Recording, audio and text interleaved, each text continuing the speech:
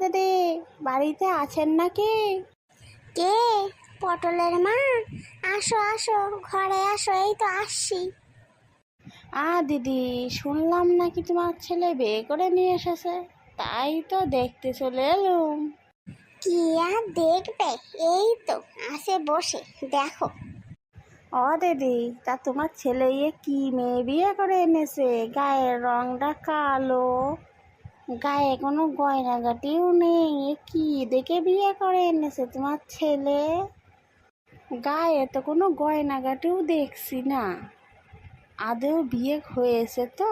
মেয়ের বাবা কি ভিখারি নাকি যে একটা গয়নাও দেয়নি? আর বলো না, সবই আমার পোড়া কপাল। এই মুখ পুরি হতচ্ছাড়িরে কোথার থেকে তুলে নিয়ে এসেছে তা কে জানে। ভিখারি বাপের এক ভিখারি মেয়ে, হাড় মাংস আমার জ্বালিয়ে খেলো এই ছেলে। তাও দিদি, বসেন বসেন, চা খেয়ে যান। না গো দিদি, এই বউ দেখে আর চা খেতে ইচ্ছা করছে না, আমি বরং যাই। কি ব্যাপার, বসে বসে কাঁদছো কেন তুমি? কাঁদবো না তো আর কি করব, তোমার মা সবার সামনে আমাকে কি অপমানটাই না করলো। আর এই মাটাকে নিয়েও না পারা যায় না। আচ্ছা তুমি কেঁদো না, মাকে আমি বুঝিয়ে বলবো খানে। চলো খেতে দেবে, চলো, অনেক খিদে পেয়ে গেছে। ইস, এ কি খাবার বানিয়েছো? সবই তো পুড়ে গেছে, এ কি খাওয়া যায়? কোনো রূপের তো ছিঁড়ি নেই, তো মানুষ গুণের কিছু থাকে, গুণও নেই। কি দেখেছে আমার ছেলের গলায় ঝুলে পড়লে তা কে জানে।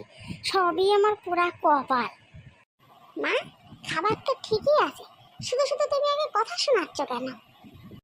আমি জানতাম এই আমার কপালে আছে।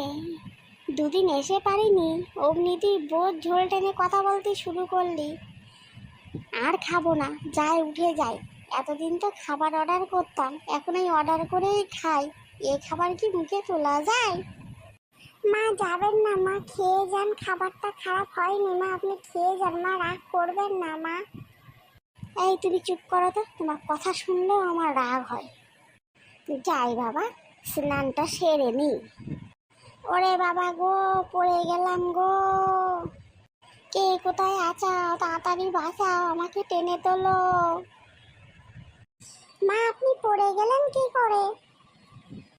হতচ্ছাড়ি, কথা না বলে আমাকে টেনে তোল তাড়াতাড়ি। ওরে বাবা রে, এ মালের বস্তা কত ভারী, আমি তো তুলতেই পারছি না। দাঁড়ান মা, আমি আপনাকে টেনে তুলতে পারছি না, আপনার ছেলেকে ফোন করি, একটা ক্রেন নিয়ে আসুক, তারপর আপনাকে টেনে তোলার ব্যবস্থা করা হবে।